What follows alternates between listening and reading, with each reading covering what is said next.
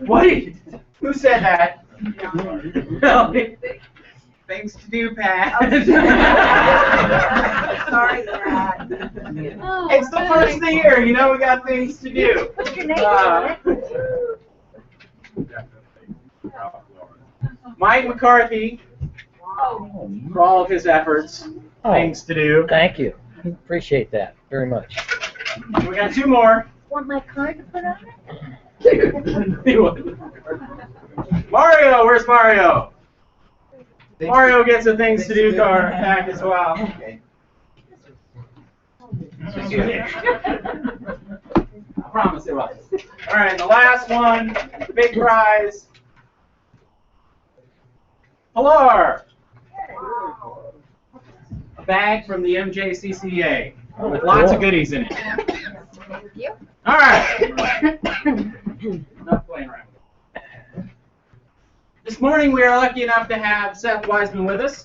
He's going to talk about the contracts. Gazelle is passing out right now copies of the one-page contract that he'll lead into and tell you all about. But so I'm going to turn it over to him, and then we'll get our program after he gets going. Try to stay over in this general area if you want. Okay, you know, a lot of people have been asking for a one-page contract for many years, have been complaining that our contract is way too long. So I've spent a lot of time working on a one-page agreement, and I just wanted to get some quick feedback if everyone will get this in front of them. I'm particularly concerned about the section entitled Cleanliness is Next to Godliness. And do you not have a copy of it, young lady? He's working on it. Okay. Well, it's in number, it goes ABC 1, 2, 3, and then ABC, because I thought that'd be easier for most people to follow. But where it says the seller agrees to get his or her junk out of the home place by the closing and clean it real good with more than a lick and a promise. Do you think a lick and a promise is, maybe I'll ask you because you're looking very attentively, is a lick and a promise broom clean condition, or is it better than broom clean in your opinion? It's not as good as. It's not as good as. So we probably need to clarify this and say, maybe choose a different phrase besides lick and a promise. Who's had a problem with people complaining about the house that they bought where there's construction? Well, we've also added a section on defects that says if the home place ain't to your liking, you shouldn't be buying it in the first place, only to bellyache about it later. Do you think that gives consumers the correct disclosure on what they should be doing? Okay, and how about this oath where we say seller and buyer give a solemn oath not to take disputing and fussing over the contract and to generally treat each other like they were raised right by their mamas, at least until after the closing when the lawyers and brokers have both been paid. That's the best line in the whole contract. Does that clearly kind of lay out what we're really trying to do here? And then, Wanda, when we say under seller, mark with an X, mash down real hard so we know it's you. Do you think that really gets to the heart of, you know, being able, is that as good as an e-signature with DocuSign? I don't know what the answer is. I just don't know. I mean, you know. Okay. So in any event, if anyone wants a contract to look at and maybe get a chuckle over, here it is. Yeah. It does say at the bottom not to be used in grown-up real estate transactions. And it says any resemblance to a legally enforceable contract is purely coincidental and unintended. So, is there a place in here for Duck Dynasty? we could add any appropriate change that you would like to make. But, you know, the new forms are now out. They are on the MLS system, I don't know whether anyone has had a chance to look at the new forms. The message I want to give you this morning is that the purchase and sale agreement has changed almost not at all, which is really the good news for realtors, because y'all prefer that we not mess around with that too much. We made 3 changes in that contract, in F20, the purchase and sale agreement.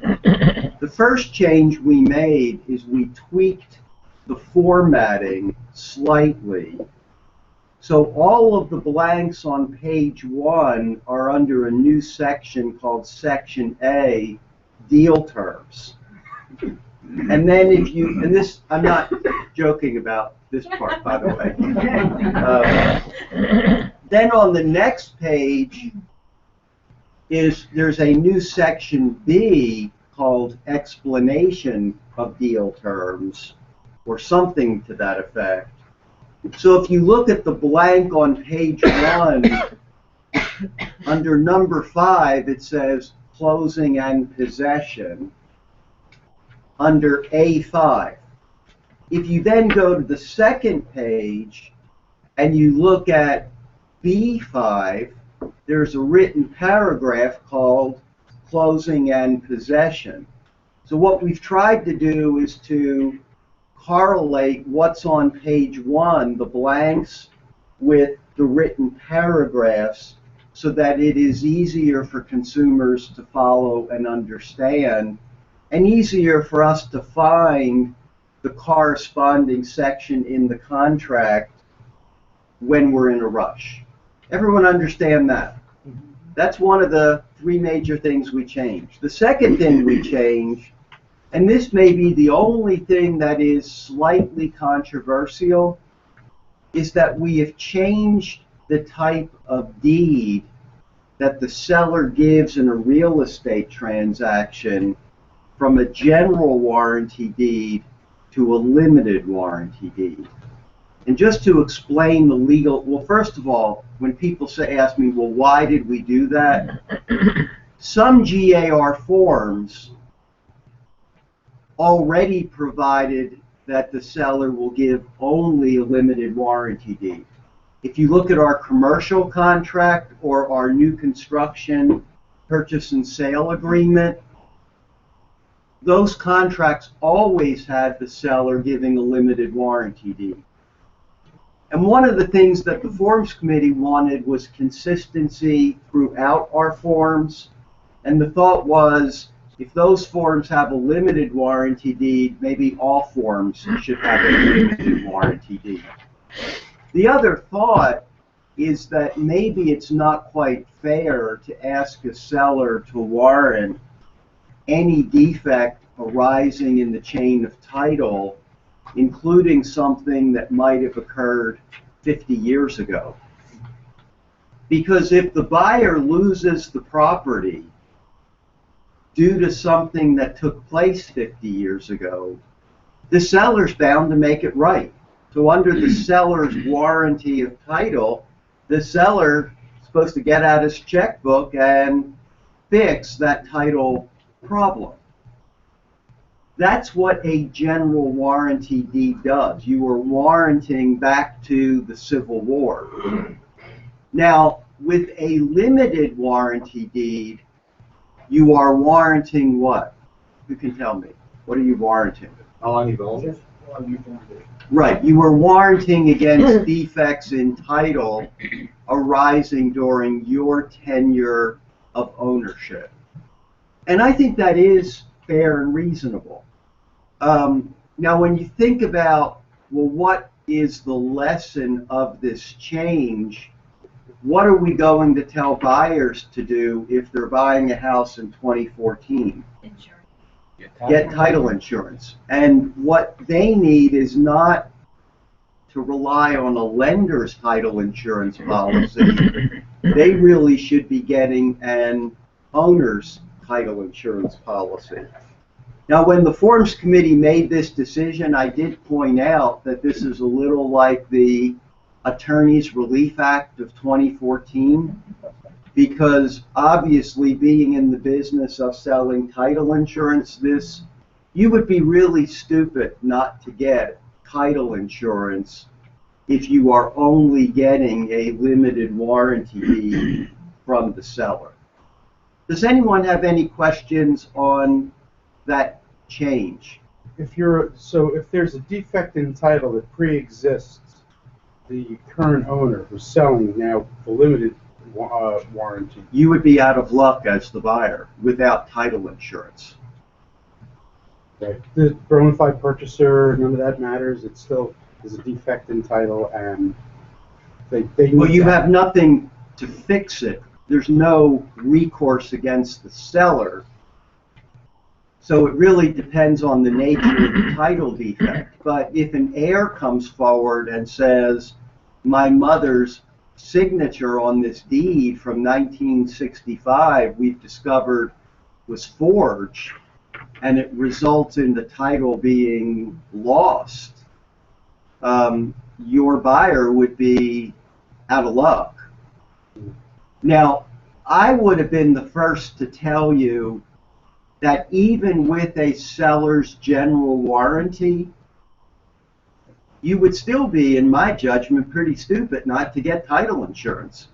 Because how many sellers are really in a position to make good on a serious title problem that arises from the past? You know, if someone said, well, I've lost my house because of something that happened in 1990, please write me a check for $329,000.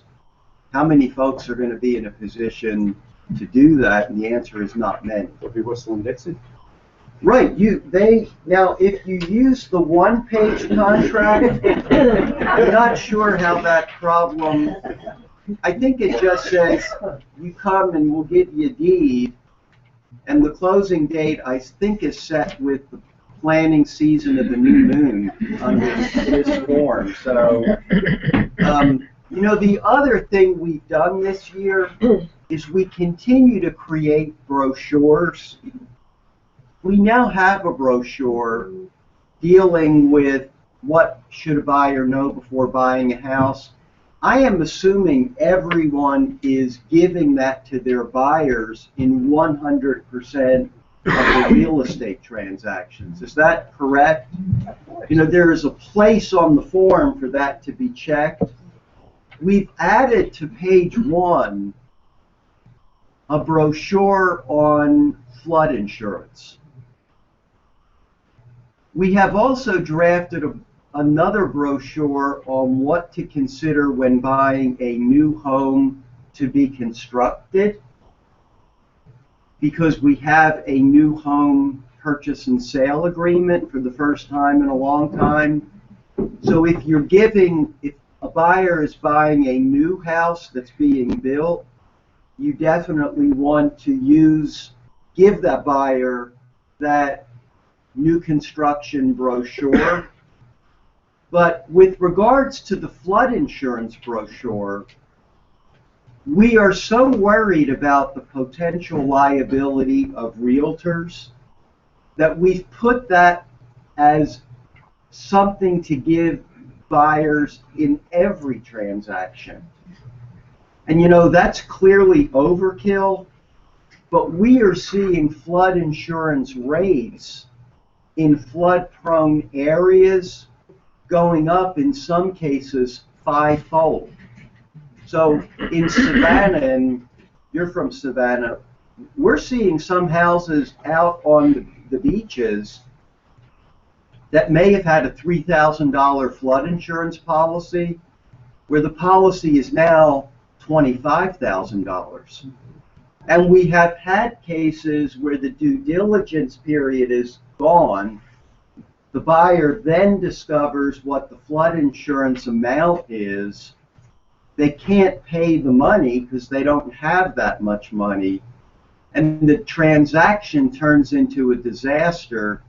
And I have never seen a disastrous transaction where someone doesn't start pointing the finger at you guys. How did you get me into this mess? The real problem with flooding is it is hard to look at a property and know whether it is going to flood or not. And you know, I live in Sandy Springs, but on the Dunwoody side of Sandy Springs on Spalding Drive. We live on the Chattahoochee. And 5 years ago, we had the Great Flood. And the water got out of the banks of the Chattahoochee. My house was high and dry. I was very fortunate. But we had a lot of houses a mile away from the river that ended up being flooded. Does anyone know why?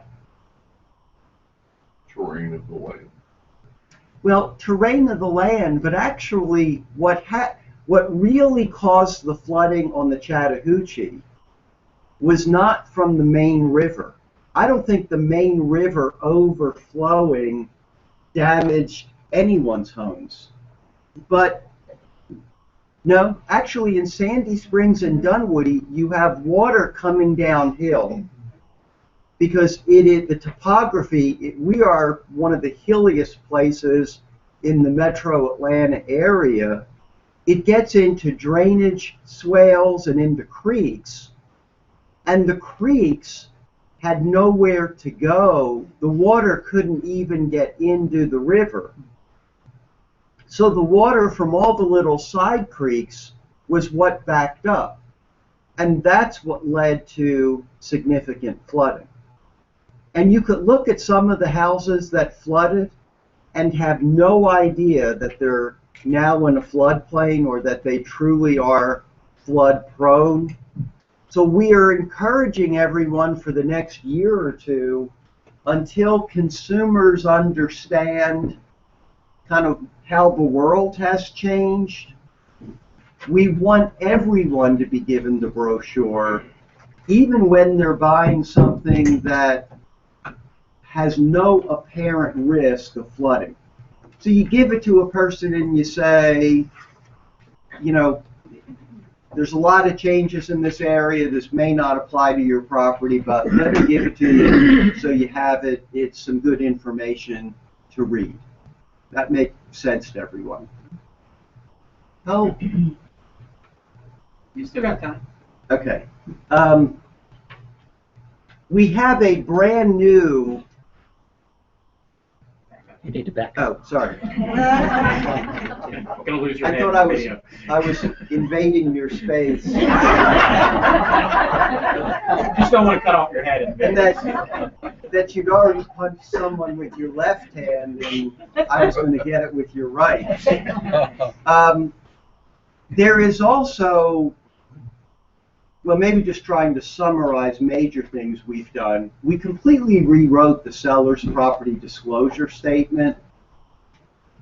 I am trying to make that a simpler form, and there's been a lot of seller pushback on our seller's property disclosure statement, in that sellers have said your questions are too doggone complicated, and you're asking about a lot of historical stuff that we just don't know about.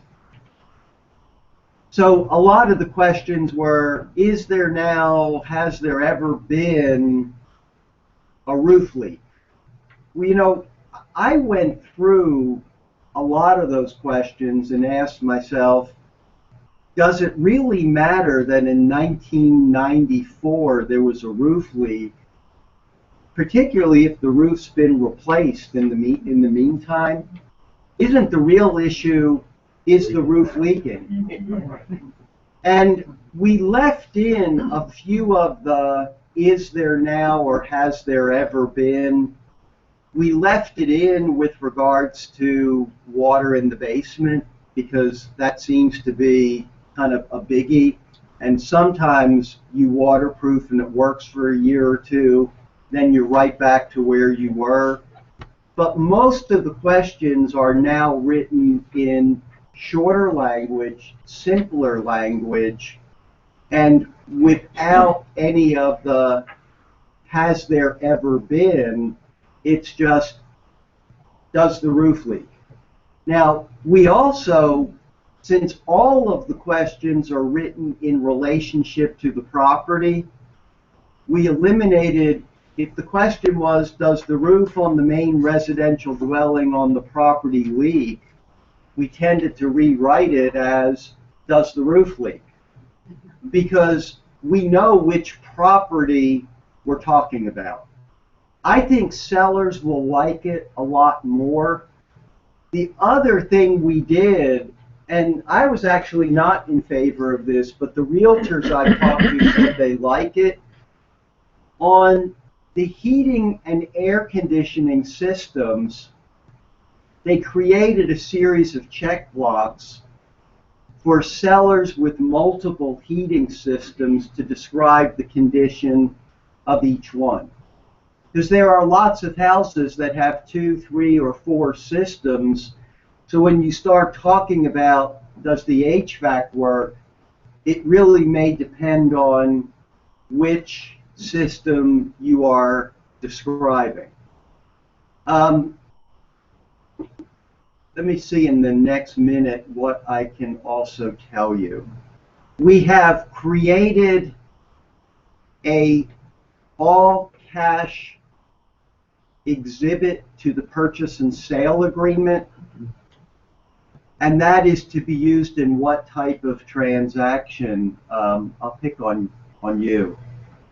I'll give you another hint. It's the all-cash exhibit to the purchase and sale agreement. Now, when might you want to use that? That's exactly what I was going to say. All cash. All cash. That's exactly. So if you're dealing with an all-cash transaction, don't use the one-page Southern Abridged contract. You would attach an all-cash exhibit, and all we've done there is we've combined an appraisal contingency and a few other contingencies that you normally see in all-cash deals, and we've put them into one place. Final couple of minutes, there's a brand new construction purchase and sale agreement. And you know, this office is an office with lots of experienced agents. But when I ask agents generally, how many of you have never used the new construction purchase and sale agreement? I can't tell you the number of offices I've been to where more than half the agents raise their hand. And if you think about it, if you've been in the business for less than 5 years, there's a very good chance you have never filled out a new construction contract because we've not had new construction until recently. The big issue with new construction contracts is builders historically don't like our contract and they want to use their own. With regards to the national home builders, the Lennars, the Beazers, the Ashton Woods, they are still not going to use our contract. They spend a lot of money drafting their own forms, and they will not likely be persuaded. But in this last year, we spent the year working with the Greater Atlanta Home Builders Association, and we actually went to them and we said, we'd like to have our contract occasionally used by builders, and tell us what your concerns are, and we're going to see if we can address them. And actually, we addressed every single concern that the home builders had. Now, that does mean that the new home contract is a little more favorable to, guess who? The builder. But it is still more protective of the buyer than 99.9% of the other builder contracts that are out there. Builder contracts are notorious in being one-sided. This contract does give the buyer some protection, but we did agree, for example, that if the buyer has a dispute with the builder, the buyer can only arbitrate the dispute, not litigate it. And, you know, for years we resisted that change, but the builders were somewhat smart. They said, now how exactly do you resolve your disputes as agents with the buyer? And the answer is, we go to arbitration. We don't litigate. So arbitration is what you guys use, and what you're saying is it's good for you, but you're not willing to have it be the same or the right approach with us. And it's a very logical argument. So we made changes like that.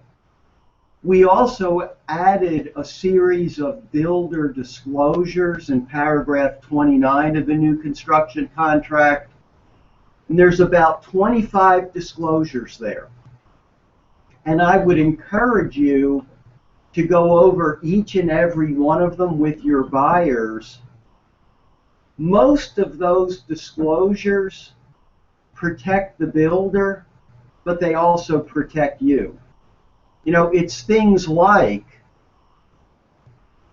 if you make a lot of change orders, the change orders, the cost of the change orders may not result in a commensurate increase in the value of the home. Now, everyone in this room knows that. You know, you could spend $50,000 on upgrades, and the value of the home may go up by $15,000. It's not likely going to go up by $50,000. We know it, the builder knows it, the buyer may not. And frankly, if a buyer insists on a bunch of upgrades and then is unhappy because he's got to come up with more cash to close, that buyer gets mad at the builder, but they also get mad at us. The only disclosure that I had, I mean, the disclosures are things like the view from your home may change over time due to landscaping growing or there being other development in the community. Every one of them you would read and say, duh, well, of course this is the case. Why are they even telling me this? And the answer is every one of those reflects a lawsuit where the home builder got sued. The one change that every builder will reserve is the right to change the street address and the name of the street. And for some people, and why they do that, does anyone know why they make that reservation? The postal. The post office will often make you... Or the county. Right. Because the county's the one that actually sets the address. Right. So sometimes you may end up where you want to give a person the address they wanted and you have no choice but to change it. There are some people who, you know, who come from cultures where some numbers are lucky and some numbers are unlucky. You know, I would live at 1313 Mockingbird Lane mansion in a heartbeat. It would not be an issue to me at all. Some of my Chinese friends, if the number, and I'm trying to remember what the unlucky numbers are. I don't know whether it's, does anyone know what the unlucky numbers are? Well, you should look it up because actually increasingly that's a big issue in the Asian community. You also have communities where the direction that the house faces is important for feng shui. It may be important to face Mecca or wherever you're facing, but that's the kind of stuff you should learn something about. 4, 5, and 6. 4, 5, and 6 are the Unlucky numbers. So I live at 2460. Well, two of the three. Now, is it in that particular order? Let me look at the combinations.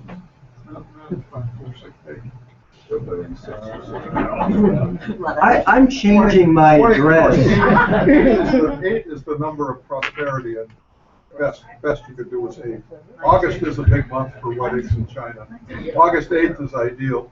August 8th of 1988 blew the socks off. And also 28 and 38 by association are also highly lucky numbers. Okay. The unlucky numbers in combination are 250 means imbecile. 53, 54 means improper look.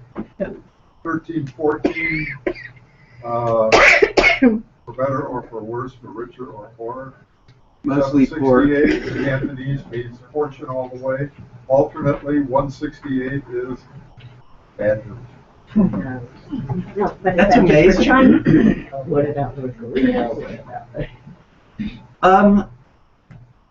And at least in the Atlanta metro area, you have many more.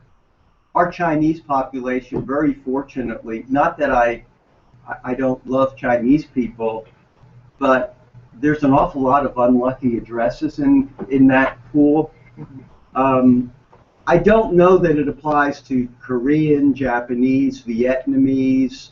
I don't think it does. I think everybody has their own particular numbers. And actually, in a lot of cultures, the number 13 is a lucky number, not an unlucky number. So it's really hit or miss, but that is the one that if you are working with someone from the Asian community, you may want to be somewhat sensitive. You want to stay away from the number 4. It's homophonous to the word death. They sound identical, like 4 and 4. I think there's too many numbers that are bad news. That's the problem. That's a bad We should just stop using numbers altogether. Right. We add them and then divide by the number of them. Maybe we could use Binary. Chinese symbols or something They're other different than symbols, but when you say them, they're homophonous. They sound identical. that. Right. Brett had wanted me just to do a very quick focus on the major changes. Does anyone have any questions about our forms or questions generally? Just something that came up over the last month because of the holidays and everything, just clarification. And is it negotiable?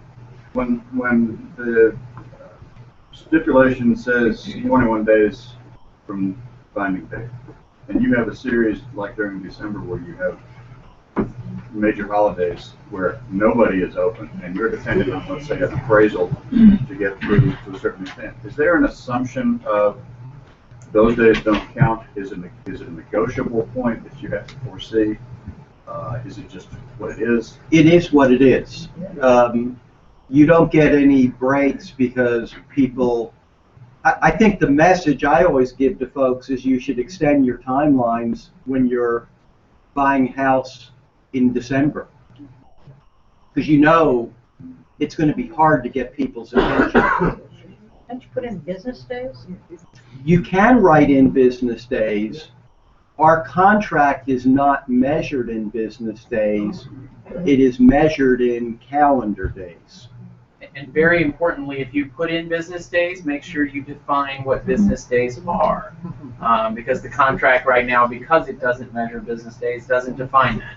We do have a special stip that populates in all of our contracts, although I'm sure with the new 2014s it'll take a couple days for us to get that back in, that says that any deadline that falls on a holiday will immediately be extended to the next business day.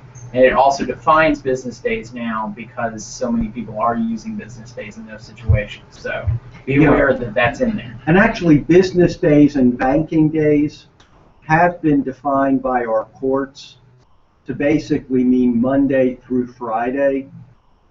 A banking or business day is not Saturday, even if the local branch of SunTrust is open for a few hours. that is not considered a banking day or a business day. And then it normally will exclude federal holidays. But you bank on a Saturday, they credit it on Monday. They say on your little receipt, anything deposited on Saturday is credited on Monday. Right, that's why Saturday is not a banking day or a business day. So you've got a choice. My preference, actually, I don't like personally to have a contract where you're using two measures of days.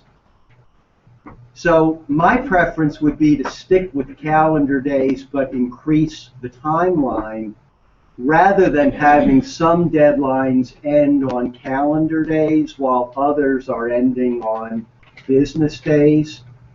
I think that it is better to be consistent. Now, the other issue that did arise in your office, and we're actually looking at it at GAR right now, is the issue of how do we ensure notice has been given in real estate transactions where, for whatever reason, a person doesn't fax something. And the message that everyone in the room should hear is, even though facsimile transmissions are dinosaur technology and nobody uses them, our GAR contract says if you send notice by fax, it is deemed received the moment it is sent, so long as your fax machine produces a confirmation. So any important fax has to be sent by, or any important notice should always be sent by fax. An email is not considered received until it's actually received. And part of what I want to clarify is we don't, in the present contract, even differentiate between, well, is that when it hits your screen, or is that when it's actually opened? I think to create an equivalence, it should be that when it appears on your screen, that would be considered received. But you know, lots of people are using, and I'll call on you in a second, lots of people are using red receipts. There's no guarantee that you will get one back, even if you program your computer to get them.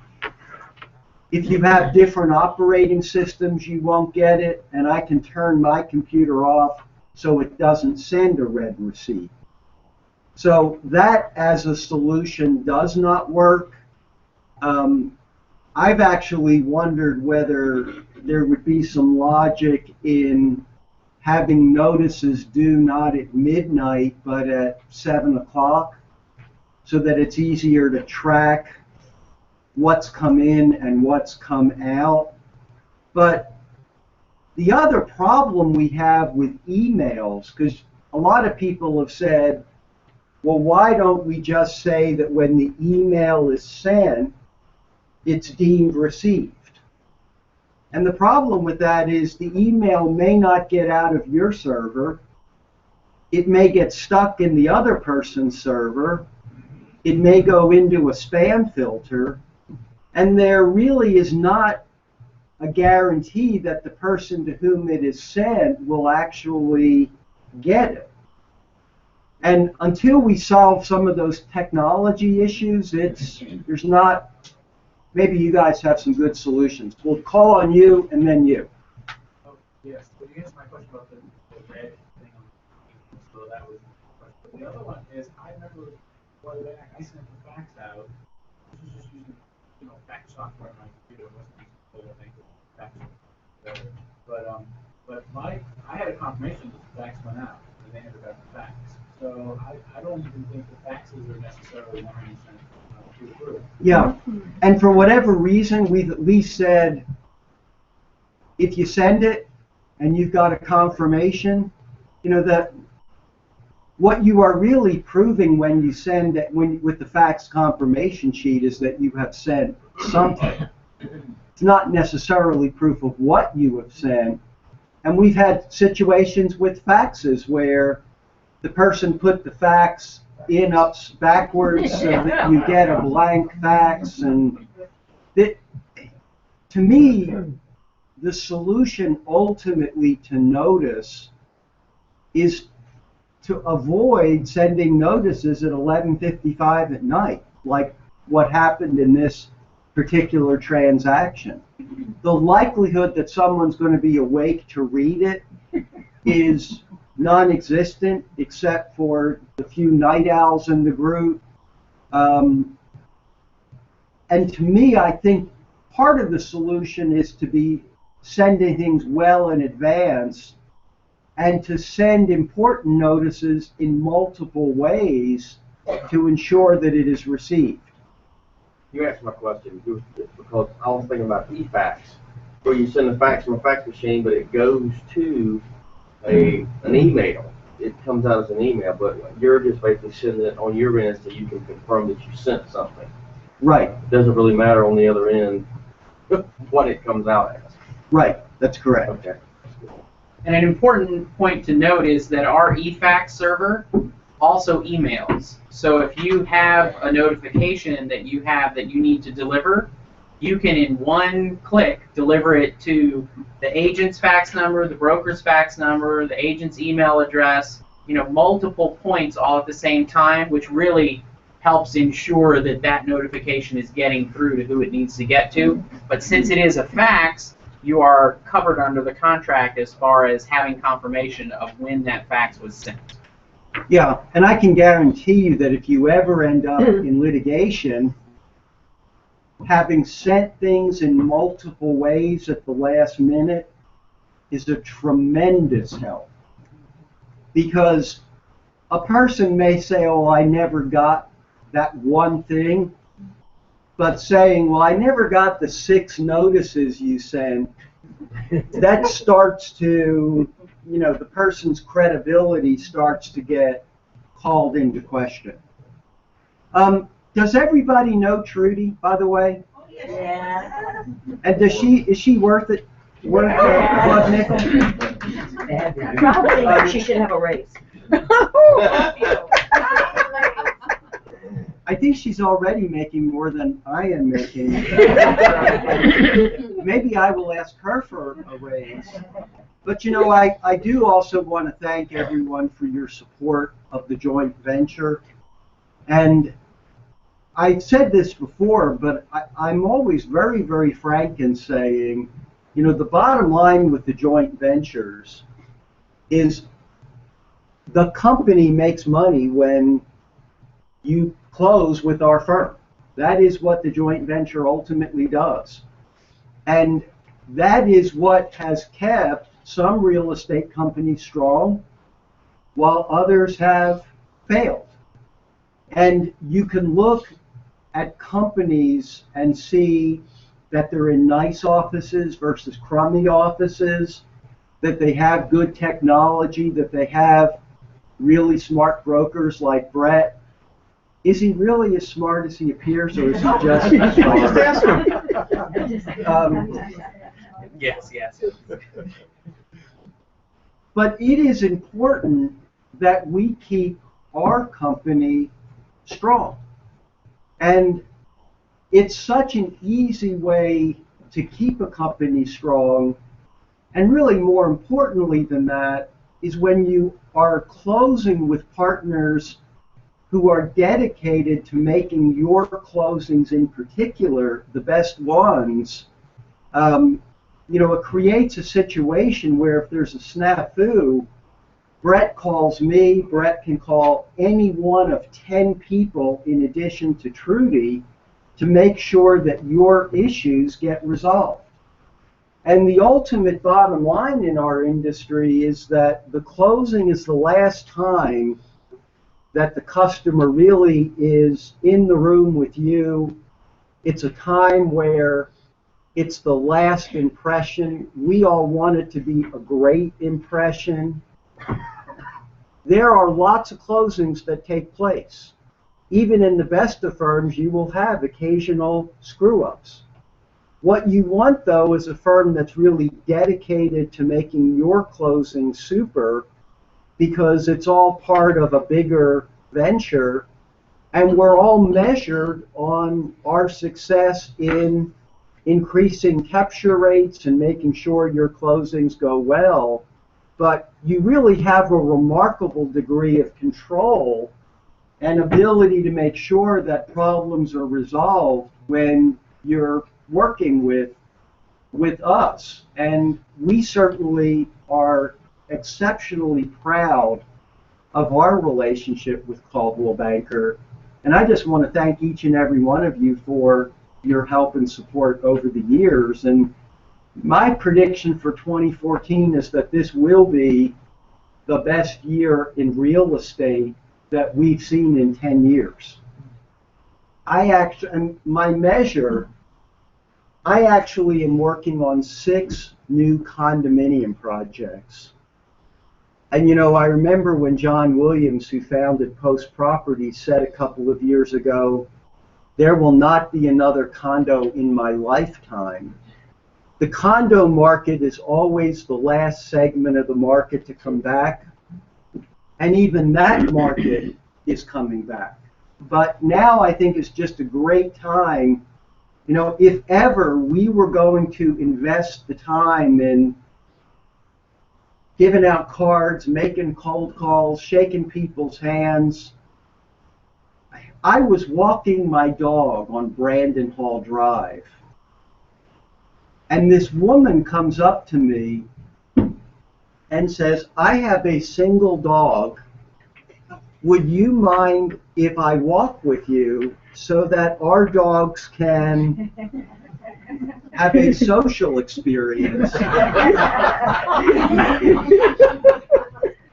And I wasn't sure what to think, honestly. And she was younger than I was and didn't have a wedding ring on, and I was just thinking, you know, most guys really don't know. Women are real good, you know, y'all, if you're getting hit on, y'all know how to handle that. I just was feeling uncomfortable. I wasn't sure really what her intentions were. Were you walking a real dog or a Shih Tzu? It was my border collie Riley, who is known in the Brandon Hall community because border collies have a very high pain tolerance, and he's always running outside of the electric fence. But, so that you understand where I'm going with this bizarre story, her intentions were honorable. She really wanted just to have a socializing experience with her dog. It turned out she was a lawyer at a firm that could refer work to my firm.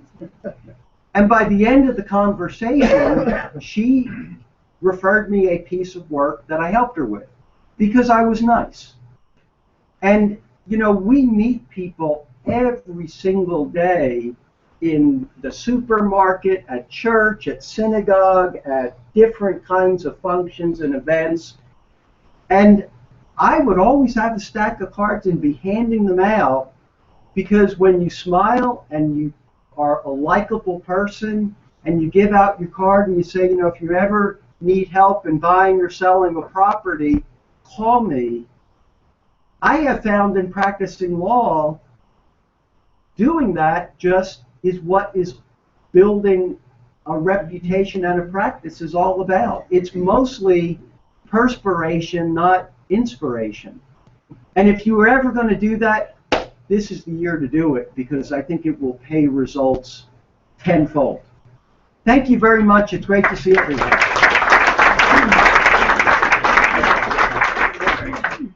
I want you to all take what Seth said to heart and do exactly that, because that would be perfect. That would be a great thing for this year. I'll see you all with your dogs this weekend.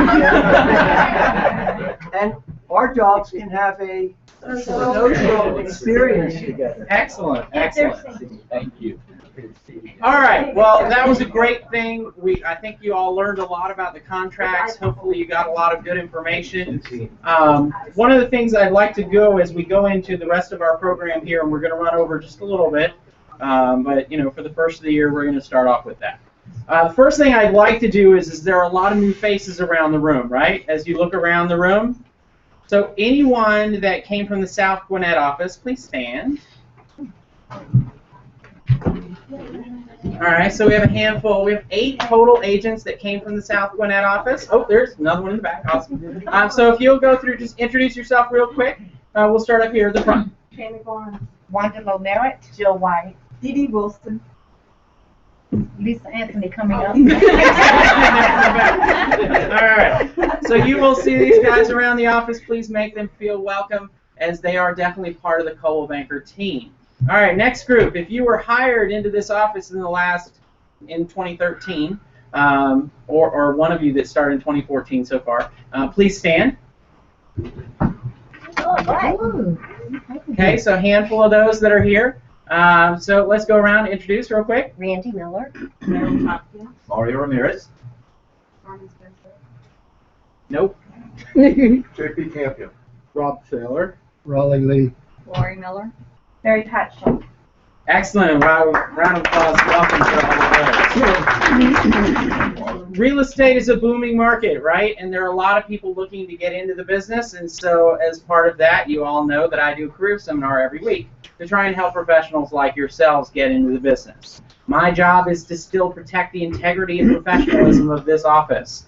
I believe very strongly that our friends from South Gwinnett that have chosen to join this office, and all of you that we hired new off the street, so to speak, are people of the caliber that fit within this office, that are people that carry the torch in the way that we as professionals with the experience that we have carry. You heard Seth talk about us and our experience, and I'm telling you, this group's going to continue that level of experience as well. So please help each other be that way and be more successful as a group, because that helps all of us, right?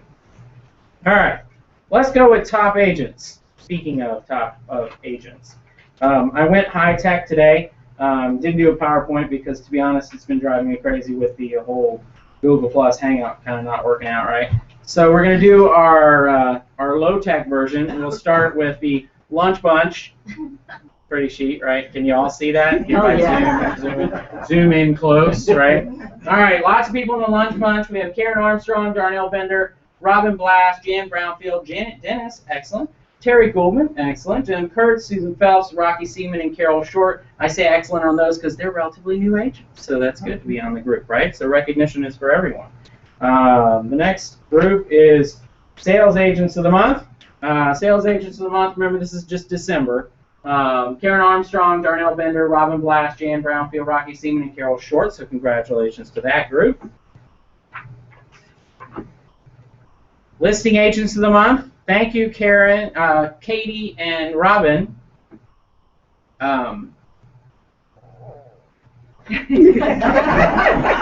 Seems like there should be more names on that list, but that's all right. We'll work on that this month, right? And then, of course, our Agents of the Month. Number 3 was Katie Brinkman. Number 2 was a tie between Jan and Rocky, who tied everything, right?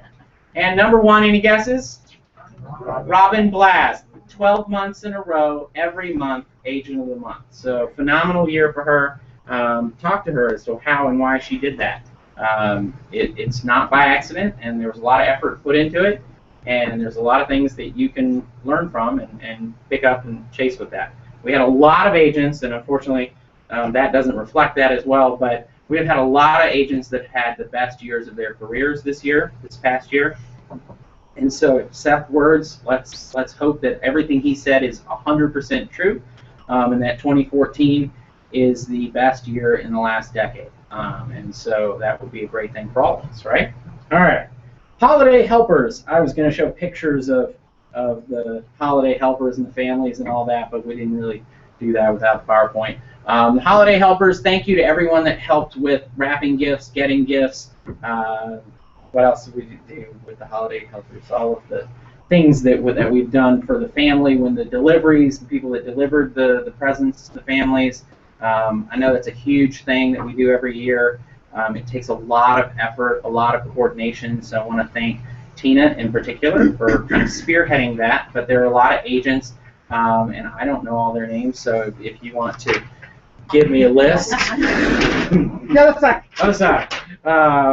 Judy Brooks for putting up the Christmas tree. Oh, yes, thank you very much for putting up the Christmas tree, because that helped us a lot. Val Jean for helping with the holiday luncheon, so thank you, Val. Janet Dennis helping clean up the Christmas holiday luncheon. Sheila and Liz, Rupert, Pat Bradford, Nancy Billick for the wrapping party. All the bags were made beautiful by Nancy. Thank you. Jim Kurtz, JP, don't look at me like that. JP Kurtz, JP Kurtz, Jim Kurtz, JP Campion, and Rusty Taylor for helping set up and take down the holiday luncheon. Getting the Christmas tree from Home Depot, Mr. Kurtz in his truck, thank you. Carol Short, Bob Butler, hanging and taking down the Christmas wreaths. Lori Miller for helping us get a wonderful family through her church to help with the holidays. Getting to know Wendy Vander Veen was the family that we helped out. And I know I've heard lots of response that it really made a huge difference in their life. And so I'm glad we got to share that. A special thanks to Stan and Sue Reed for getting to host our holiday luncheon. That was awesome. I love the fact that we do our luncheon in somebody's home. It really proves the point that we really are a family here, and we really do take care of each other and care about each other, and I think that's awesome. Weissman, of course, for supplying us with ham and turkey and cake. Cake being the most important of those. And, of course, Melanie White for all the help that she did in her shopping and planning and gift collection and all of the other sundry things that she did. So thank you to everyone that participated in that. It was a great way to kind of end the year last year. So thank you. I said Bob Butler, yeah. Yeah. One or two. I mean, Bob does a couple things around here. Two? Okay. Okay. Well, we'll make sure that we get that credit out there. I'll go write it in your file. It says Carol Short, Bob Butler, and then taking down. All right. Moving quickly on through the list because I don't want to run too far over. Kickoff this year. Is everybody excited about kickoff this year? Remember, we're being videoed, so let's hear a rouser. Woo! No, seriously. This year, you should be more excited about kickoff than you ever have been, because we are going to pair up kickoff with Gen Blue Georgia. So, you know, I go off to Gen Blue every year because I think it's worth it to spend the money and go participate in this program and learn all these things from these great people from across the country. So I got to go to New York City last year, which was fun. Still recovering from staying up all night with the young agents, but anyway, it was fun. Learned a lot and got to see all kinds of sessions and network with people. So Gen Blue Georgia for the first time is going to happen. And does anybody know what March 4th is? Kickoff. Kickoff, yes. A lucky day. My daughter's birthday. It's a very lucky day, actually. It's a Tuesday, and some people might call it FAT. So I'll let you assume what our theme is going to be for our kickoff. So we'll have the kickoff in the morning of the 4th, and then we'll go into the Gen Blue Georgia with the rest of the Coldwell Banker affiliates from the whole state of Georgia. So if you know people from around the state with Coldwell Banker, encourage them to come. They will have to pay to come. Your registration, depending on how we do it and the timing of it, will be on us. So we will be paying for you to go if you so choose to register and do that. So more details will come from that. It's March 4th. Kickoff. Kickoff is our annual. For those of you that are new, good question, thank you. It's at Cobb Galleria. And it is our annual kind of awards thing. Usually we work in keynote speakers and those sorts of things. Since Gen Blue's going to be here, we're going to do awards and things and very much focus on having a good time and celebrating all that was 2013. And then we're going to go learn from wonderful people at Gen Blue Georgia. Okay? So it'll be pretty straightforward like that. Any other questions about that? More details will come out. Save the dates and everything. Should be coming out from Leslie and all those folks. Keep in touch with that. All right. Dynamite stays there forever. We don't want to blow anything up. All right, team meetings. Let's go through the team meetings. I'm going to start with Team Gold. Does everybody know what team they're on? No. Okay, Team Gold, stand when I call your name if you're in the room, please. Randy Miller, James Gilmer, Lamar Frazier, Jack Hamilton, Leo Staccarini, Amanda Dyson, Tom Clark, Rusty Taylor, Ann Cerise, Lane Tharp, Effie Wang, Pete Barron, Will MacArthur, Pat Matthews, Jim Grigg, Charmene Hawkins, Jeff Miller, Jay Rock, Richard Roth, Janet West, and Philip Green. That's Team Gold, so watch the calendar and be a part of Team Gold. All right, Team Orange. Debbie Amundsen, Val Jean, Dee Dee, Judy, Tang, Jill Batterman. Jill Batterman, sorry. Yeah, we have another Jill now, so I couldn't remember that. There are no more Team Platinums. There are only 4 teams. There is blue, yellow, orange, and gold. The rest of orange is Joanne, Lori Miller, Mike McCarthy, Liz Rupert, Hank Baker, Janet Dennis, Bob Butler. So, Bob, I'm going to put that in your file. You're on Team Orange, so stand up. Deidre Abernathy, Chuck Azer, and Stan Reed. Okay, everybody got that? Yellow, Angela Zaleski, Terry Goldman, Aileen Parker, Pat Bradford, Lindsay Pearson, Lisa Anthony, Cheryl Butler, Andrea Denny, Madeline Hamilton, Lisa Gouldsby, Pilar Amir, Lynn Williams, Jen Capers, Wanda Lowe Merritt, Fran Sturgis, Jim Kurtz, and Lorraine Ertel. They got me? That was Team Yellow. Yellow. Yellow, orange, they're close. I may need to change those colors and make them further apart because there seems to be some confusion between those two. And then Team Blue.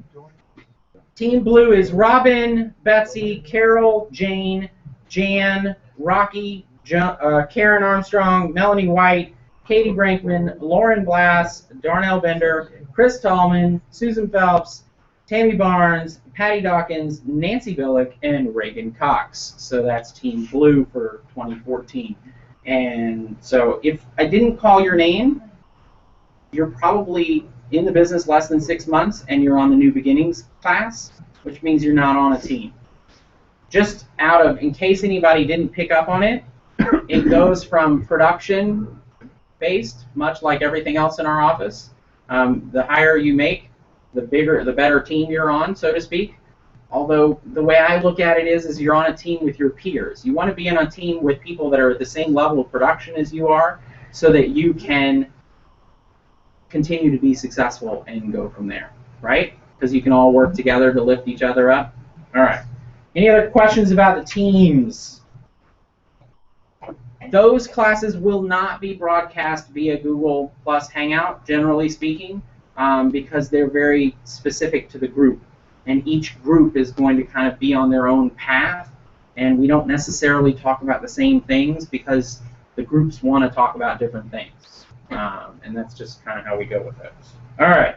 I got a text the other day, and I want to read this. This is a lead I got. It says, "Hello. I'm Dr. Wright, a chief surgeon. I got your contact details from coldwellbanker.com website. I'm looking at buying a 3 to 5 bedroom family retirement property and need a real estate agent to put me through. I have pictures of similar properties that I'm looking for. Please contact me via email, yada yada, if you're available to help me." You working with him too? Show of hands who got a text from the chief surgeon, Dr. Wright. Now, how many people reached out to Dr. Wright? A couple, okay.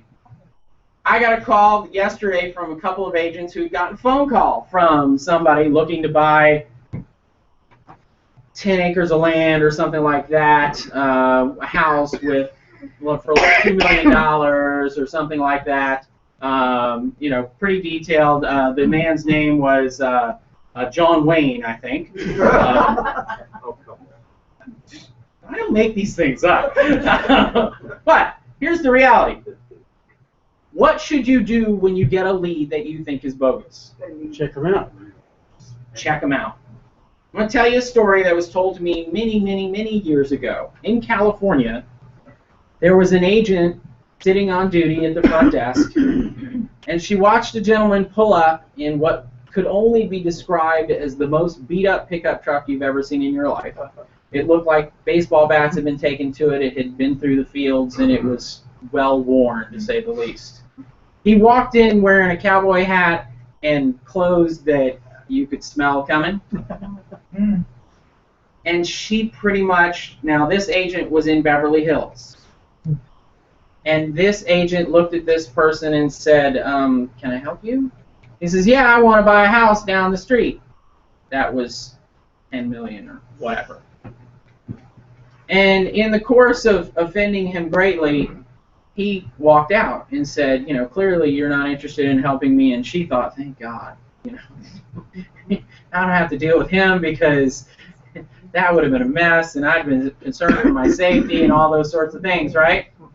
That gentleman wrote a letter to the president of the company explaining this situation and went on to further describe what he did at that point, which was walk, not even move the car, walk down the block to a competitor's office and walk in and proceed to be assisted by one of their agents and purchase a $10 million property. Cash deal. Cash deal. Jed planted. You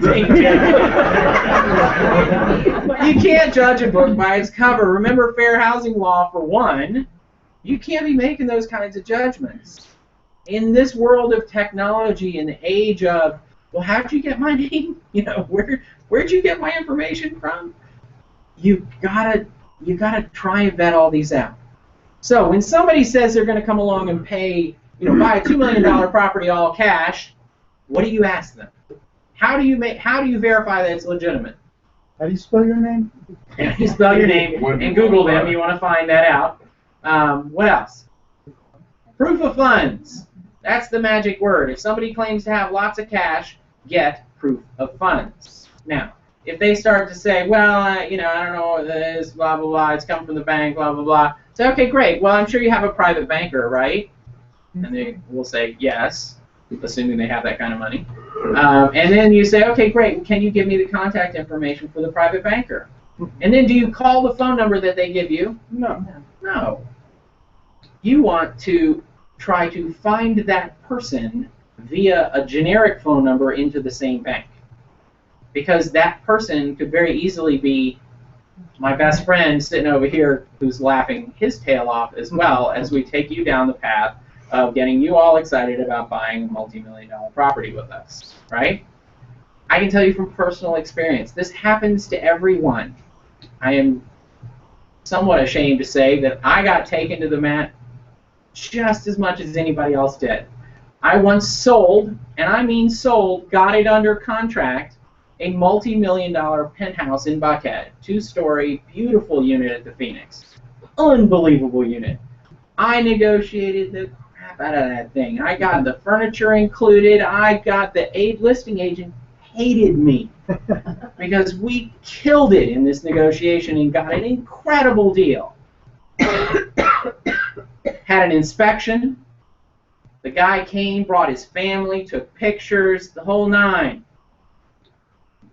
Red flag number one, the inspector calls me and says, can't get a hold of the client and his check bounced.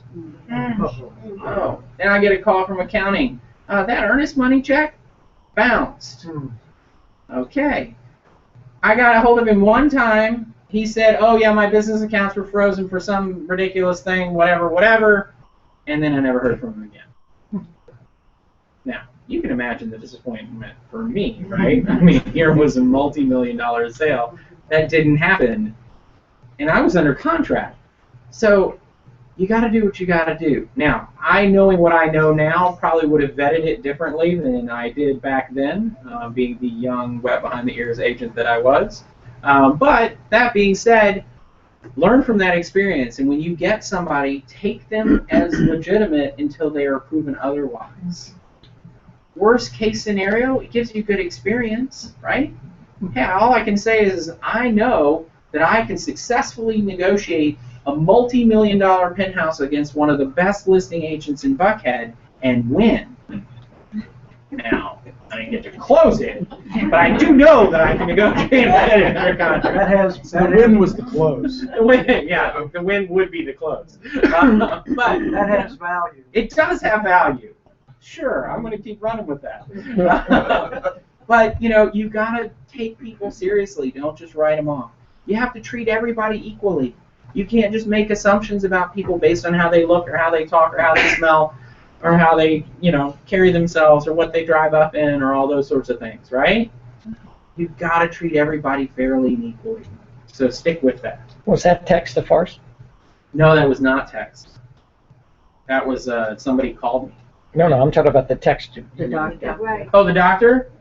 Yeah, that was a doctor that texted me 3 days ago. Did you check on him? But is I have not.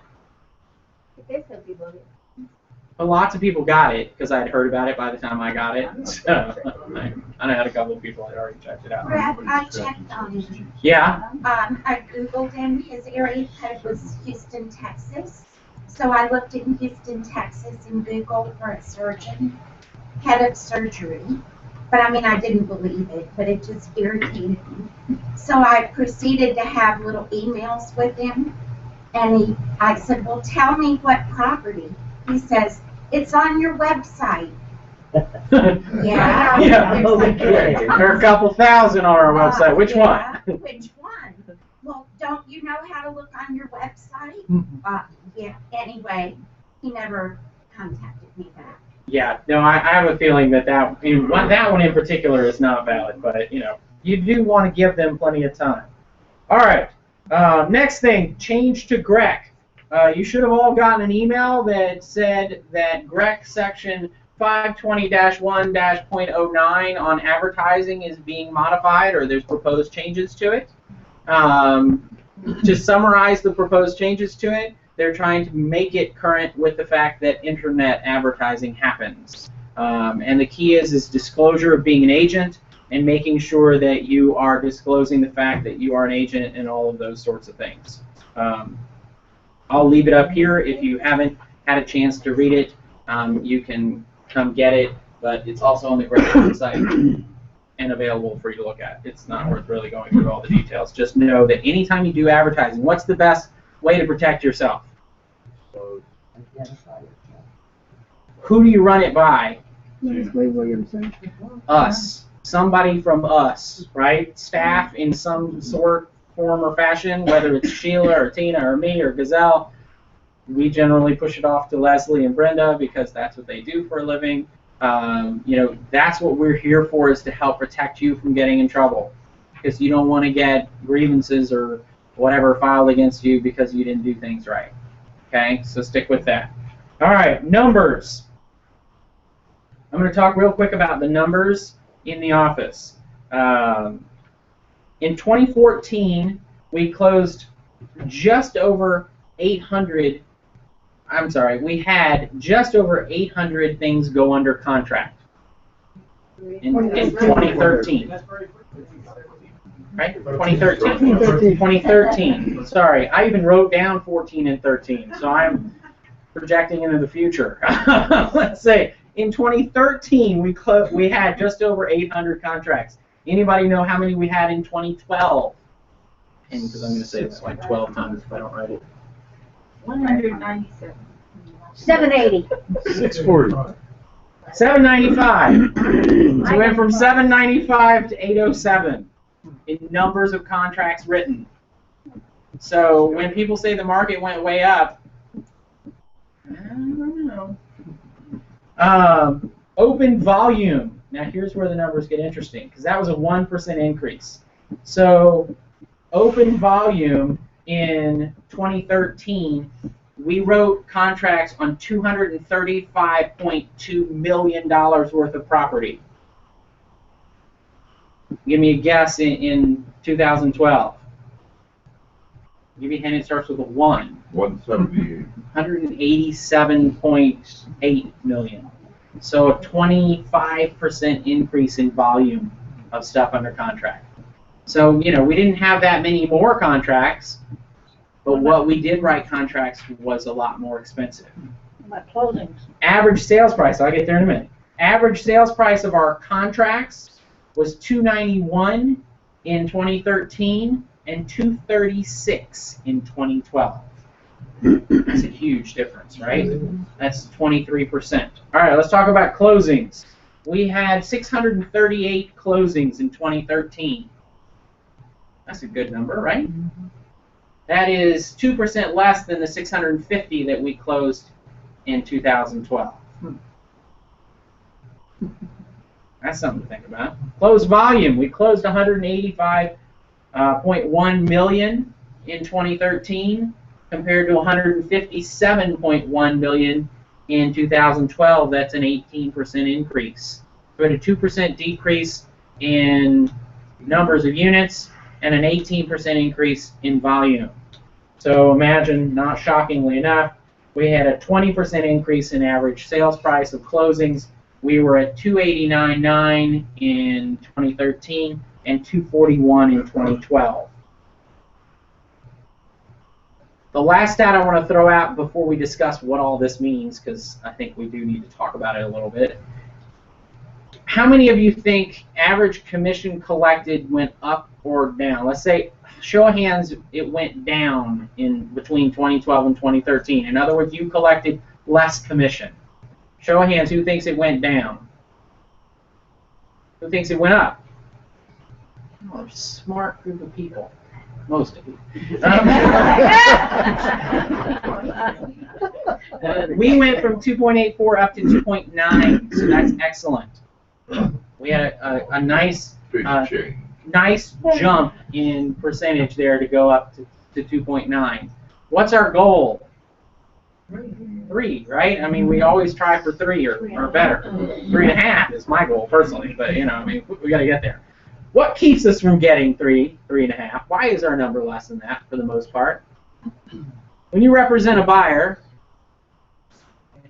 and you go buy a bank property, what's the commission? 2, 2.5, right? 2.25, not 3. And so that hurts us. Now, I think that's part of the reason why our number went up is that we didn't have as many of those, right? How many people feel like they did less REO business in 2013 than they did in 2012? Anybody? Yeah, significantly less, right? I mean, our key power REO listers are having to make adjustments on what they do for a living because the REOs are just drying up and going away. And I think that is a big indicator in our market, in particular, and on what we have sold out of this office, is our number of units has been relatively consistent, but our prices are way up. Our averages are way up because we're not selling the $7,000 and $8,000 or the $20,000 and $30,000 stuff anymore because it's not really out there as much as it used to be. I mean, in 2012, we sold a ton of REO stuff. We sold a very high percentage of very low-priced REO foreclosure-type property. And because that's not here anymore, we're able to get a higher price point. Now, does that mean our average sales price, should you run back out to your sellers and say, hey, the market went up 20%? No. That's not what happened. We had a shift in what we sold, not the value completely. Okay? And so our focus came back to the average typical buyer and seller, which means that we're going to be more in line with where we should be. These numbers will continue to go up. Who thinks that we're going to have an increase in price point this year? Okay. Who thinks we're going to have an increase in number of units this year? Okay. Who's going to personally focus on making sure their numbers are better this year than last year? That's a good. All right, I quit on that. That's a good thing. Mr. Gilmer there in the back. For those of you that don't know him, this is Jim Gilmer. Based on what numbers you got, if I could figure it in my head correctly, roughly 20%, 25% of the contracts don't go to close.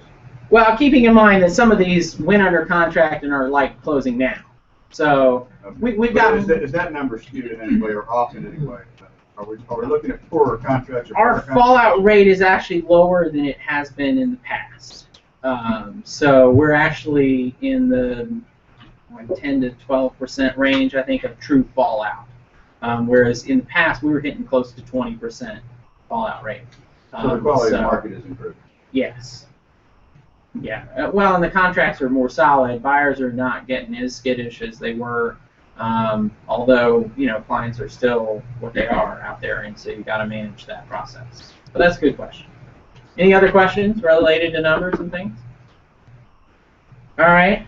The last thing is please go back and review the weekend updates that I emailed out about office practices with all these new people and all of us trying to get along in the same space in a new year. We're kind of like a gym at the first of the year. There's a lot of people showing up. And so we just have to be more aware of what our actions do to impact those around us. So please go back through those and just be aware of kind of some of the policies and things. And know that for Christmas, a certain someone got a Louisville Slugger to carry around should she need it. And so just, I'm going to leave it at that. Any other comments or questions before we talk about caravans? Anything else? All right, we got 2 caravans today. I'm sure they're both gone and out setting them up. Fran Sturgis is at 5170 Meadow Lake Lane. That's a 4-bedroom, 2.5 bath. Beautiful home, amazing value on a picturesque lot in an established neighborhood. You got a $10 gas card for the first 15 agents with comments. So run over to that. How much is it? It is listed for $399. Basement? No idea. Doesn't say. And then Katie is at Sentinel on the River at 8635 Centenay Chase. It is a 4-bedroom, 3.5 bath. It's agent caravan, awesome amenities, beautiful hardcoat stucco with open floor plan, and it's listed for $505. So go check that out. Any other comments or thoughts that anybody wants to bring up about anything? I do. In the back. I had a call yesterday. Mike was sitting next to me. He's aware of what it was. I had a call from an investigator Davis from the district attorney's office. And he identified himself on the phone, left a message for me. I called him back, gave me a case number. And of course, I was, after me again, but it wasn't me. So anyway, I called him back and he asked me about this fellow, Michael Carroll was his name, that I sold a condo to. I looked it all up on my back stuff and everything, 13 years ago. And he said, you're not in trouble, I just want to let you know. Okay. So he was in his car and he looked it up and he said, can I give him any information? And I said, well, what do you need to know? I think that's what I said. But anyway, he just wanted to know if I had talked to him lately. And I said, yes, I have, because I usually keep up with my people. I talked to him about 6 or 8 months ago. And he had to quit his job. He had something that something there like that, or this or that. And I know him. I knew his mother, his father, when he bought the condo and all that kind of stuff. So anyway, he said, well, it's vacant now. The police are trying to find him. And I said, well, okay. I have a phone number I can give you.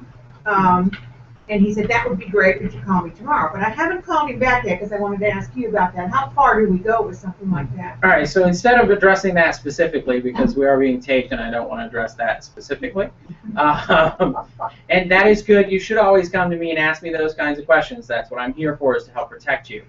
Whenever we get an inquiry from any kind of law enforcement, good use, organization, we immediately go to our attorneys and ask them what they want us to do. So we will send those details to our attorneys and ask them how would they like us to proceed, because we have to be very careful about information that we give out that is covered under privacy. Is the guy really law enforcement? And you have to also be very careful about verifying who you're giving to and all those sorts of things. I will tell you that I have been involved in way too many legal issues lately. And our attorneys, both in-house and our partners over at Weissman that work with us, are excellent at making sure that they watch out for our best interest and your best interest. So what should I do? And so you just hang on. We're going to send it to the attorney, and we're going to find out what they want us to do. Okay? So don't be giving out information to anyone that calls about any of your clients, because remember, that's private information. And that, I understand that. I understand. And but it's very important that you understand that your job is to protect your client and protect their privacy.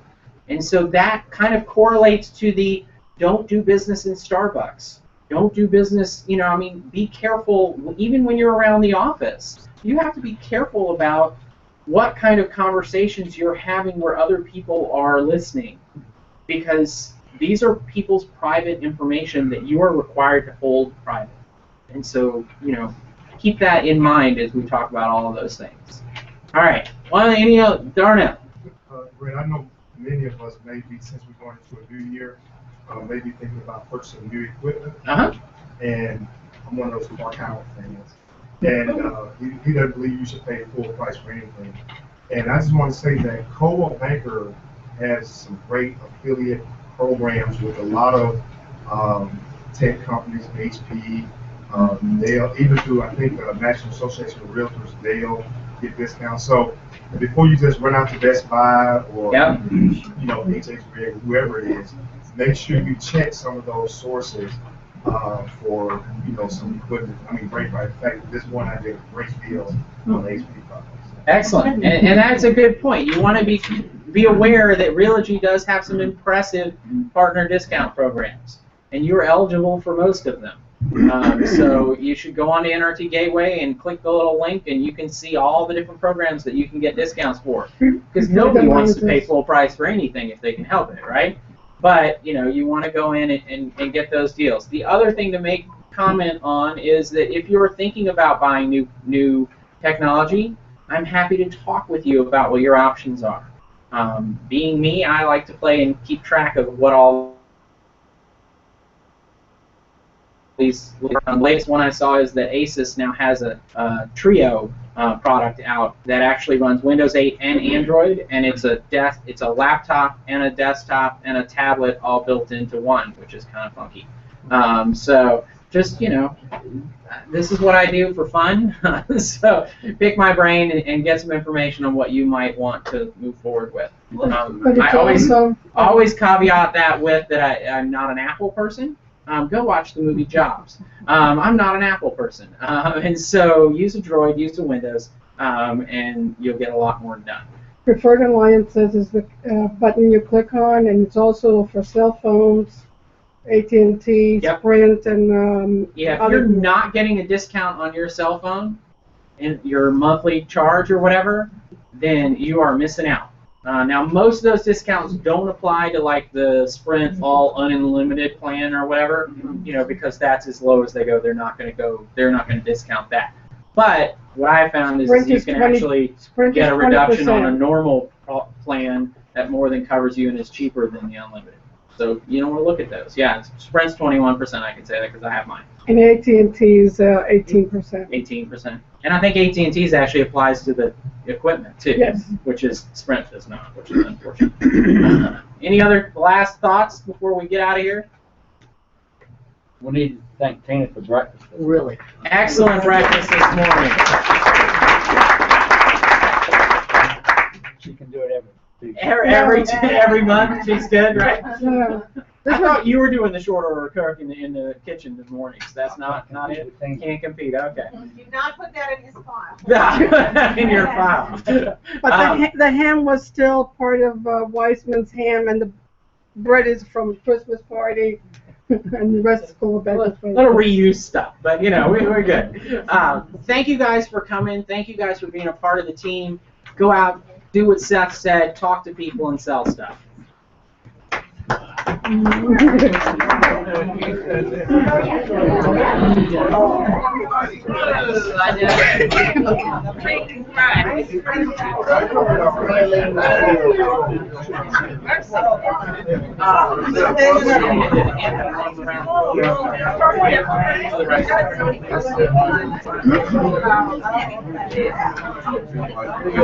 to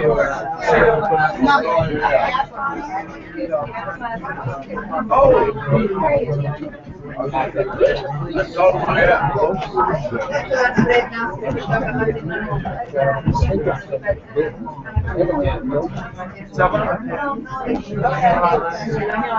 superheat.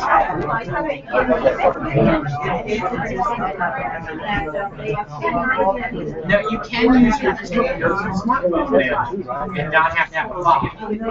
That's I mean, the issue is that if your phone battery dies, then you can't get it. But that's no different than if it's a little device. So, and you keep that for and you see so I personally think I vote Thursday. Thursday, we're gonna go to school. That'll be fine. Thursday After your class. after my class. Okay. Now, in the meantime, I can go over to Super, I'll pick up my spots and all that. Yes, you're already in the from the last. So I can put them in the list and do the tutorial. Yes, but I need to give you your sign on and all that. Give me 2 minutes. Are you gonna be